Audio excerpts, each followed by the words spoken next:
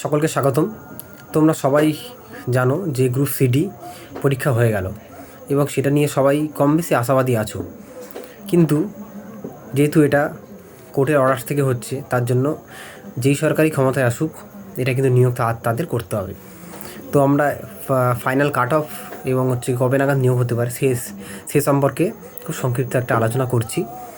দেখো, এটা কিন্তু সবই পসিবিলিটির উপরে, কিন্তু পসিবিলিটিটা যে খবর পাওয়া যাচ্ছে তার উপরে 90% এরকমই হওয়ার সম্ভাবনা। দেখো, গ্রুপ ডি 40 নম্বর পরীক্ষা হয়েছে।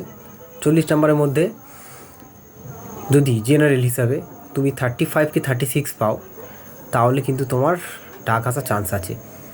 এবং ওবিসি হলে 34-33, এবং ST/SC EWS হলে ওটা 31-32 এরকম হতে পারে। তার নিচে তো সম্ভাবনাই খুবই কম যাওয়ার হবে না, কারণ গ্রুপ সি এর থেকে ডি এর কোশ্চেন একটু হলেও একটু চেপে দিয়েছে এবং একটা কোশ্চেন ক্যালকুলেটিভ ছিল, এবং খুব কম ছেলে আছে যারা 40-এ 40 তুলবে।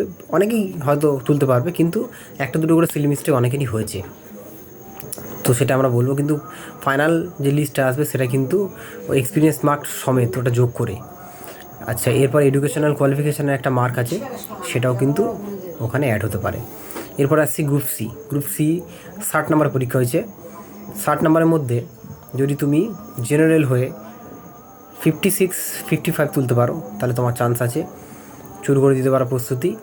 এবং ওবিসির জন্য বলবো 52 অ্যাবভ রাখতে হবে, এবং তার নিচে ST/SC এবং EWS থাকবে আশা করা যাচ্ছে।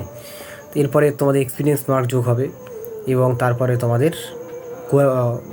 তোমাদের কোয়ালিফিকেশান যা আছে সেই তার উপরে মাধ্যমিকের যে রেজাল্ট তার মার্কস একটা তোমাদের যোগ হবে। তো দেখো, যারা গিয়ে আগেকার প্রার্থী, যারা এক্সপিরিয়েন্সড, তারা ছাড়াও কিন্তু অনেক পোস্ট রয়েছে। সেই পোস্টগুলোতে কিন্তু ফ্রেশার নিয়োগ অবশ্যই হবে। এবার চলে আসি যে এরপরে কী আছে। যদি তোমরা ডাক পাও, তাহলে গ্রুপ সি এর জন্য টাইপিং টেস্ট আছে, এবং তারপরে ইন্টারভিউ আছে। টাইপিং টেস্ট কিন্তু অনেকটা নাম্বার আছে, 15 নাম্বার। এখানে গিয়ে 20টা ওয়ার্ড পার মিনিট।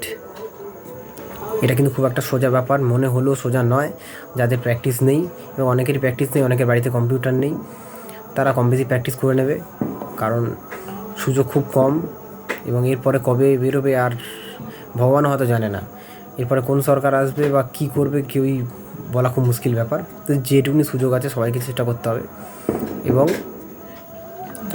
এরপরে একটাই কথা বলার, যে ভোট রেজাল্ট বেরোবে 4 মে। 2 দফায় ভোট হচ্ছে। মে মাসটা পুরোটাই যাবে এই সব কাজে।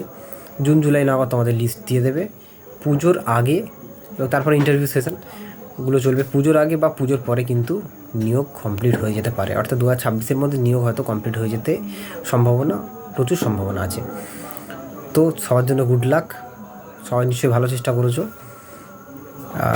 এরপর তো ভগবানের উপরে, কারণ আমাদের পশ্চিমবঙ্গবাসী ভাই, আমরা ভগবানের ভরসাতেই বসে আছি।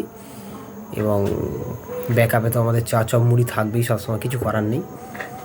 তো আশা করা যাচ্ছে কিছু একটা ভালো রেজাল্ট কম বেশি হতে পারে। সবাই চেষ্টা করো এবং সবাই ভালো থাকো। চ্যানেলটাকে সাপোর্ট করো।